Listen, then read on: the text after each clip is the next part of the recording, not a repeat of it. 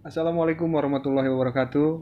Ketemu lagi bareng gue Rifki di Ngobat. Kalau biasanya ngobat itu ngobrol bareng temen, tapi sekarang ngobrol bareng pejabat. Di samping saya udah ada Pak Haji Adin saja. Pak Haji sehat? Sehat, alhamdulillah. Assalamualaikum. Waalaikumsalam warahmatullahi wabarakatuh. Ini loh, Pak Haji ini saking udah sibuk. Gimana nggak sibuk coba? Dia dari Jakarta ke Bandung masih mau nemuin gua untuk ngobrol-ngobrol. Luar biasa, makasih loh Pak Haji Sama-sama. waktunya Pak Haji. Saya juga senang bisa ketemu Rizky. Teman-teman semua di sini. Alhamdulillah. Pak Haji, saya langsung aja Pak Haji. Ya. Saya mau nanya, Pak Haji ini kan sebagai founder Bandung Fighting Club. Sebenarnya apa sih? Kenapa bisa bikin BFC gitu Pak Haji? Jadi gini, saya cerita ya. Tahun 2000-an lah, 2003 tuh kan lagi marak ya. Waktu itu ada event-event juga MMA ya. Di televisi kan waktu itu. Waktu itu kan yang ada seperti dua RCTI sama TPI Fighting Championship. Terus kita juga tertarik ingin ikut. Kebetulan di Bandung itu kita tergabung dalam komunitas ya petarung-petarung begitu ya. Kita ingin ikutan dan syaratnya ternyata nggak bisa perorangan. Harus ada klub yang menaungi kan. Jadi di tahun 2003 itu kita mendirikan Bandung Fighting Club dan salah satu fighter-fighter kita juga ikut dalam kejuaraan itu. Nah itu awalnya sih. Awalnya sporadis aja kan, ikut-ikut coba-coba. Terus kemudian setelah berjalan dengan waktu, akhirnya kita juga mulai menyusun program latihan. Klubnya juga semakin berkembang, kita membuat silabusnya ya, mendatangkan juga para pelatih dari berbagai cabur bela diri. Atlet kita, pelatih kita juga ikut coaching-coaching klinik, itu baik di dalam maupun di luar. Ya alhamdulillah akhirnya sekarang Bandung Fighting Club seperti yang sekarang ini. Itu Pak Haji sendiri atau ada teman lain yang awalnya? Pendirinya saya sendiri sih. Saya sendiri. Saya sendiri. Jadi hanya didukung oleh rekan-rekan yang lain. Rekan-rekan yang lain. Gimana Pak Haji waktu awal-awal pasti kan tahu berantem bela diri juga kan memang nggak tahu. Ya. Kesulitannya apa Pak Haji dulu? Waktu itu ya juga MMA kan belum seperti sekarang. Ya, jadi para petarungnya sendiri pun juga bisa dikatakan mereka juga masih banyak yang sekedar mencoba ya. Kalau sekarang kan MMA betul-betul sudah berkembang ya. Fighter yang ikut juga kalau dia ingin berhasil harus menguasai skill ya, teknik yang juga memadai. Nggak bisa sekedar coba-coba lagi. Nah, kalau di era itu sebetulnya kita masih ya bisa dikatakan memungkinkan lah untuk untuk ikut. Perekrutan pertama Pak Haji di BFC atlet-atlet atau memang orang-orang yang biasa berantem di jalanan Pak Haji? Jadi dulu itu di Bandung ceritanya ya. Ada kegiatan ya dunianya mungkin agak nyerempet dunia hitam ya. Jadi ada kan waktu masih marak perjudian, tempat hiburan juga di mana-mana. Nah waktu itu kebetulan security-nya itu adalah anak-anak kita. Anak BFC? Iya anak-anak BFC. Waktu belum ada BFC ya. Oh, belum ada BFC. Anak-anak kita, para petarung, preman gitu kan, ikut bergabung di situ dengan berbagai latar belakang. Terus kemudian karena ada keinginan kita ingin ikut dalam event MMA itu, akhirnya kita buat klubnya untuk menaungi. Kita namakan Bandung Fighting Club. Nah, dari situ terus kita juga akhirnya panggil. Kalau awalnya anggota-anggota yang ada di sana. Setelah itu berjalan, akhirnya kita juga merekrut atlet-atlet yang ingin bergabung. Jadi banyak atlet gulat, wusu sanda, kebanyakan bergabung dengan kita, pesilat juga, petinju gitu ya, kickboxer. Nah, terus kemudian kita berlatih bersama-sama dengan tim pelatih yang kita bentuk. Lalu kemudian kita menyusun program-program latihan. Jadi dengan berjalannya waktu, akhirnya juga kita menemukan bentuk kita sendiri gitu kan. Dan alhamdulillah dari awalnya coba-coba, sekarang atlet-atlet kita bisa meraih berbagai prestasi, baik di cabur amatir maupun di profesionalnya. Dan di BFC ini memang unik, mungkin juga sama seperti klub-klub yang lain ya. Jadi atlet-atletnya, fighternya itu menekuni berbagai cabur bela diri. Tidak hanya satu saja gitu.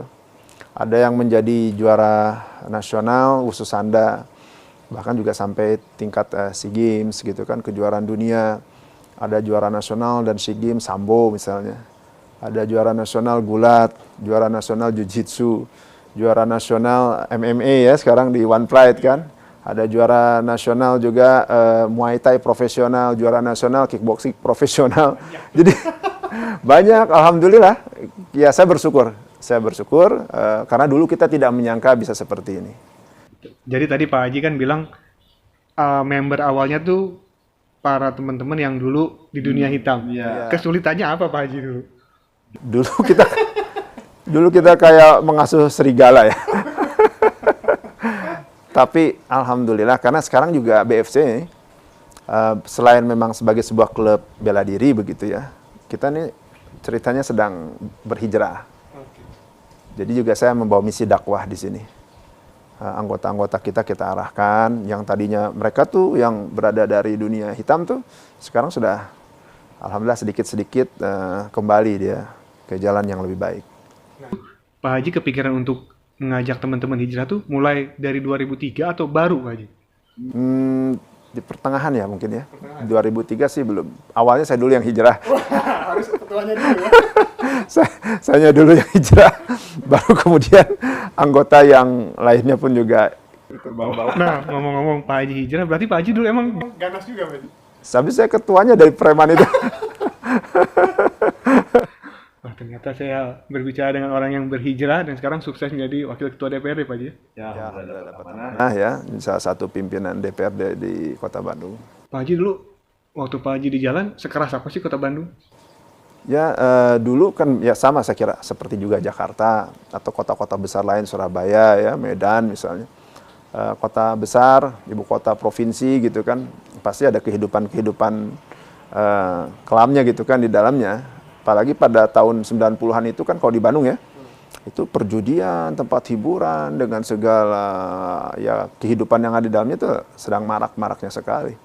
Judi togel, kasino, segala macam. Pak Haji semua rasain? Kebetulan kita kepala security-nya. Berarti lengkap sudah. Lengkap sudah. Tapi itu cerita masa lalu. Cerita masa lalu untuk ibrah, untuk pelajaran sekarang. Terus yang membuat Pak Haji berhijrah, kejadian apa Pak Haji? Banyak, karena kan di dunia begitu juga banyak hal-hal yang kita lalui ya. Banyak sekali kalau saya ceritakan di sini. Tapi intinya dari situ saya mengambil pelajaran. Hidup ini kan sebentar sekali. Dan alangkah bodohnya kalau kita menyia-nyiakan kehidupan itu. Lebih baik kita pergunakan untuk hal-hal yang bermanfaat. Tidak buat diri kita saja, tapi juga buat orang lain. Baginda Nabi kan berpesan, khairun nasi anfa'uhum linnas. Sebaik-baik manusia itu yang memberikan manfaat bagi manusia lainnya. Nah itu yang jadi modal dasar buat saya juga dan teman-teman. Bagaimana supaya aktivitas kita di Bandung Fighting Club ini juga memberikan manfaat buat orang lain. Baik bagi atletnya, anggotanya, bagi juga masyarakat semua. Berarti kalau dari hitungan persen, sudah berapa persen Pak Haji yang udah teman-teman berhijrah? Insya Allah sudah 80%, 90% sudah mulai berhijrah mereka. Pak Haji, ini saya mau konfirmasi sama Pak Haji. Bener nggak? Dulu waktu awal One Pride, Pak Haji sempat menolak atlet BFC untuk tanding di One Pride. Ya. Itu kenapa Pak Haji? Karena gini, kita itu bukan karena ada persoalan-persoalan pribadi ya. Kan atlet-atlet BFC juga kita tergabung dalam satu organisasi. Organisasi MMA, Federasi Bela Diri Profesional Indonesia, FBPro. Dan atlet-atlet kita kebetulan juga menjadi juara pemegang sabuk di situ. Ini yang jadi persoalan kan, karena kan ini ada dua induk organisasi yang berbeda antara FBPro dengan KOBI.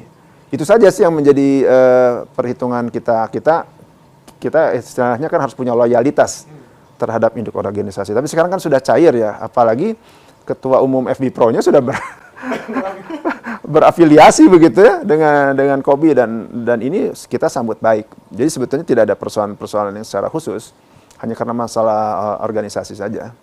Jadi berarti atlet pertama yang dikirim Pak Haji itu Ade Permana. Ade Permana. Kenapa Ade Pak Haji? Kebetulan waktu itu dibuka pertama kali kelas atom. Kelas 48 kg kan. Dan ini yang memang kita cari selama ini kan buat Ade sulit ya. Kan kita tahu di MMA juga kelas terkecil biasanya hanya sampai dengan 52 kg. Itu dalam negeri, kalau di luar negeri mungkin 56 kg. Sementara dia atlet yang sangat-sangat potensial gitu di mata kami dengan segala prestasi yang dimilikinya. Jadi begitu dibuka kelas atom, wah ini kesempatan gitu. Lalu setelah Ade masuk juga rencananya ini ke depan terus kita juga akan sertakan juga atlet-atlet yang lain. Ada Gugun kan salah satunya di antaranya. Dia juga dengan berbagai prestasi yang sudah diraihnya baik amatir maupun juga profesional. Mungkin ke depan ada Yudi, ada Iman, ada banyak nih, Selfie, ada Fauzan, banyak insya Allah. Ngomong Gugun tadi Pak Haji, waktu title fight kemarin kalah kayak gitu, kecewa nggak sih Pak Haji? Kita sebetulnya kecewa lah ya, karena keyakinan kami seharusnya Gugun bisa memenangkan pertarungan itu. Yusuf juga petarung yang baik gitu ya. Jadi kita juga tidak memandang sebelah mata kemampuannya, tapi kita melihat dengan pengalaman dan kapasitas yang dimiliki Gugun, memang dia peluang besar untuk menjadi juara ya. Ya perlu saya buka kan seperti Gugun atau juga atlet-atlet kami yang lain, mereka kan selain pemegang sabuk nasional versi FB Pro, sudah sering sekali mengikuti event-event MMA internasional. Menghadapi fighter-fighter dari luar negeri, itu kan tentu jadi satu modal ya. Nah, kita melihat ketika kejadian kemarin Gugun harus mengalami kekalahan yang menurut kami anggap saja itu di luar perhitungan ya. Bagi kami ini sangat mengecewakan, tapi bagaimanapun juga ini kan sport. Kita harus terima kenyataan itu. Yang terpenting kita terus meminta supaya diberikan kesempatan untuk ada tanding ulang. Dan alhamdulillah sekarang insya Allah ini ada kesempatan, kalau tidak ada ral melintang lagi, mudah-mudahan nih bulan November yang akan datang Gugun ketemu Yusuf lagi. Tapi itu teman-teman misalnya yang mau jadi atlet orang Bandung masuk BFC, free charge atau gimana Pak? Free charge? Free charge? Ya kita nggak, soalnya gini, pengalaman kita ya selama ini mengelola klub bela diri, menerapkan bayaran itu susah ya. Beneran. Apalagi kalau disuruh bertaruh gitu ya, kayaknya apa agak sulit. Ya. Iya. Walaupun kita ada beberapa lokasi ya. Ada yang memang itu bersatu dengan gym ya, di salah satu lokasi, contohnya di Hotel The Ren tuh, itu kan memang ada members. Tapi biasanya juga yang latihan di situ nggak yang terlalu serius. Mereka hanya ingin tahu aja gitu kan. Tapi kalau untuk kita mencari bibit petarung itu nggak bisa dari pola seperti itu. Jadi kami persilahkan bagi siapapun yang memang mau berlatih dan apabila dia memang serius ingin menjadi atlet, bahkan kita biayai. Kita biayai. Gratis. Iya, kita biayai. Jadi banyak atlet-atlet kita ini terutama yang tim elit ya. Kita kuliahkan mereka sampai jadi sarjana. Kita berikan juga uang saku gitu ya untuk kehidupan mereka. Apalagi juga di antara mereka ada yang sudah berkeluarga kan. Nah, kita berikan juga tunjangan itu. Berarti itu bukti keseriusan Pak Haji mengelola BFC? Ya, saya pikir seperti yang tadi saya bilang kan ini biar menjadi media dakwah. Jadi bukan hanya sekedar prestasi yang kita pikirkan, tapi bagaimana juga untuk memberikan manfaat kan buat orang lain. Makanya ini ada juga program-program seperti ini gitu yang kita lakukan. Nah, di luar daripada itu, dari mana biayanya kita dapat? Kan gitu kan pertanyaannya. Kebetulan kita BFC juga punya kegiatan samping ya. Kita kan mengelola outsourcing, jasa keamanan juga. Jadi anggota-anggota kita yang tidak menjadi atlet, tapi mereka serius mau berlatih atau mantan atlet, nah kita salurkannya ke situ tuh. Nah, dari situlah kita mendapatkan tentunya kan finansial pemasukan kan. Nah, itu disalurkan subsidi silang untuk membiayai kebutuhan klub. Jadi yang mau jadi atlet masuk BFC harus datang kemana Pak? Bisa datang kalau di Bandung, sebetulnya kita punya Sasana dulu pusatnya di Bandung. Ya. Di Batu Nunggal ya. Kena ini rel kereta api cepat. Terpapas, diratain. Sekarang alhamdulillah kita sudah dapat gantinya. Areal tanah disediakan oleh pemilik Batu Nunggal itu. Hanya belum dibangun. Jadi sementara ini kita pusatkan latihan untuk para atlet itu di Ibun, Majalaya, Kabupaten Bandung.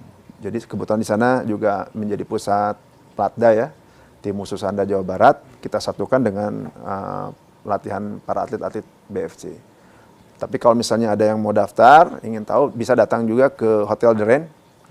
Di sana ada gym untuk daftar menjadi anggota, menjadi members. Silakan. Saya baca berita Pak Haji.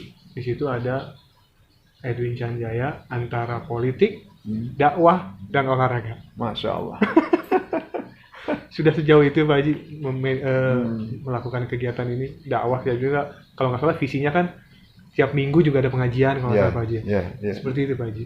Ya alhamdulillah, ya setelah kita berproses hijrah itu, Jadi kegiatan-kegiatannya seperti itu ya. Selain saya memang sehari-hari juga sebagai anggota dewan, di luar daripada itu kegiatan olahraga, kegiatan dakwah juga kita jalankan. Anggota BFC setiap minggu ada pengajian tuh rutin, Wajib. wajib. Dan kalau kita ada kegiatan-kegiatan juga sholat berjamaah gitu.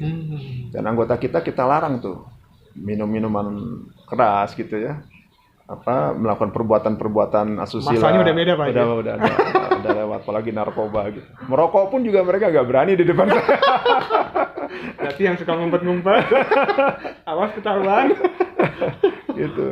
Berarti Pak Haji ini udah nggak ngerok emang Pak Haji dari dulu? Nah, dulu pernah kan waktu hidup di dunia timur. Sekarang udah lama stop saya. Udah sama stop. Nah, apalagi sekarang kan juga di Bandung banyak harokah-harokah dakwah. Harokah dakwah itu gerakan-gerakan dakwah yang kita asuh ya, kita bimbing. Nah itu juga kegiatan kita sehari-hari selain kegiatan-kegiatan olahraga bela diri.